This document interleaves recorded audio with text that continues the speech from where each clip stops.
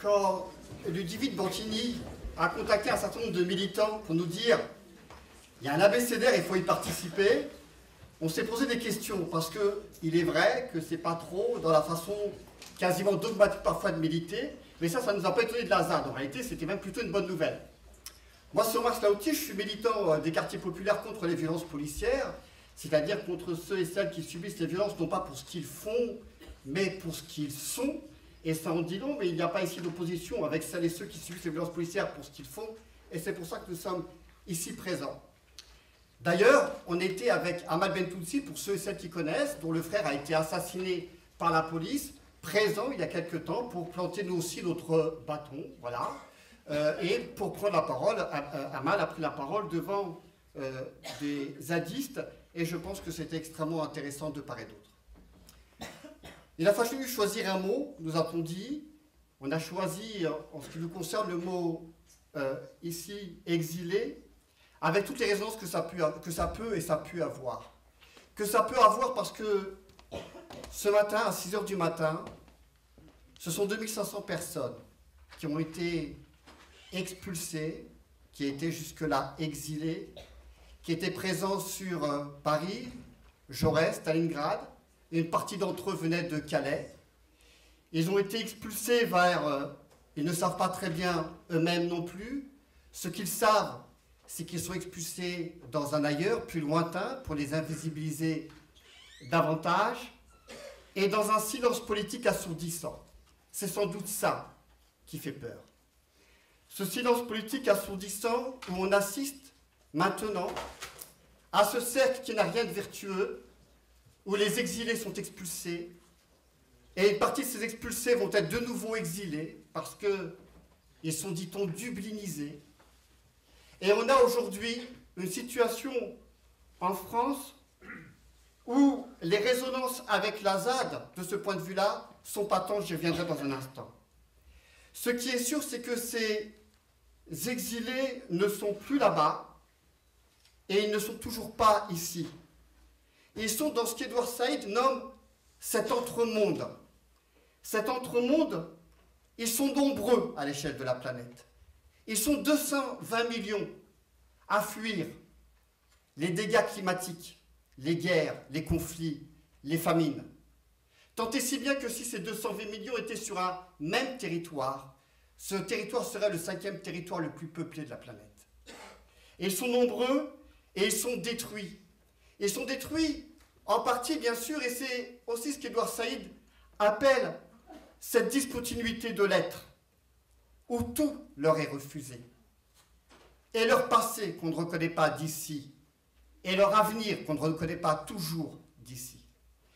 Tous les refuges leur sont interdits. Évidemment, les refuges géographiques, je ne développe pas concernant l'Angleterre. Mais un autre refuge bien plus symbolique et bien plus conséquent. Celui où se tissent les solidarités. Et c'était ça aussi Calais. C'était la boue, mais c'était aussi les solidarités. C'était l'entre-soi, un entre-soi nécessaire quand on vit dans l'entre-monde. Cet entre-soi où on peut voir dans le regard de l'autre la même douleur, les mêmes douleurs, et en même temps les mêmes espoirs. Ces exilés de qui, aujourd'hui, on exige des gages d'intégration. Mais intégration à quoi, finalement? À des normes sociales et à des normes raciales. Dans un système pyramidal, de eux, on exige qu'ils occupent leur place, c'est-à-dire celle d'en bas de la pyramide, voire même sous la pyramide pour ne pas les voir. Et d'un certain point de vue, je disais les liens avec les ZAD, la ZAD, mais la ZAD de Notre-Dame-des-Landes est patent. Pour d'autres raisons. Parce que la ZAD, c'est aussi un entre-monde. C'est sans doute même plus qu'un lieu, un non-lieu. C'est cette tension continue entre ce monde de la finance totalitaire et de Vinci d'un côté, et l'autre monde sous forme de promesses des égalités totales.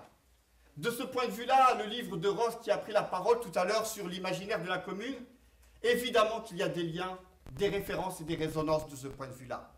C'est cette promesse-là, c'est cet entre-deux-là qui nous semble important de soutenir.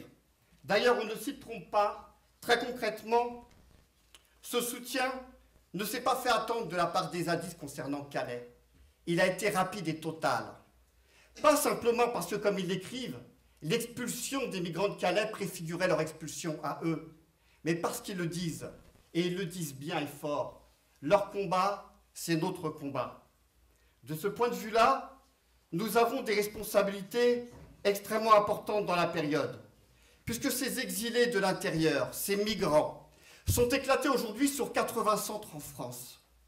Il nous est demandé, exigé aux zadistes a fortiori, mais à tous les autres, de faire de ces lieux de 80 centres en France des lieux de solidarité pleins, sans qu'il y ait pas simplement une approche morale, nous la revendiquons, cette approche morale. Et quand je dis je la revendique, j'étais à Trégastel en Bretagne il y a quelque temps, où des réfugiés afghans y étaient, et ils ont eu, comme marque d'affection, de solidarité, un arrivage d'huîtres. J'ai pensé bien sûr au choc des cultures, les huîtres chez les Afghans, ça ne se fait pas tout seul. Le mode d'emploi n'est pas si simple.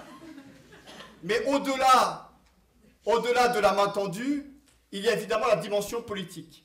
Et l'enjeu ici, c'est de faire en sorte que partout sur ces 80 centres, tous ceux et toutes celles qui vivent à proximité de ces migrants marquent leur solidarité contre toute forme d'expulsion, qu'ils soient dublinisés ou pas. Et de ce point de vue-là, je finirai sur cette phrase de Paul Celan, qui écrivait « Je suis tu quand je suis je ». Il me semble que ça résonne beaucoup dans la ZAD, et il faut que ça résonne ailleurs.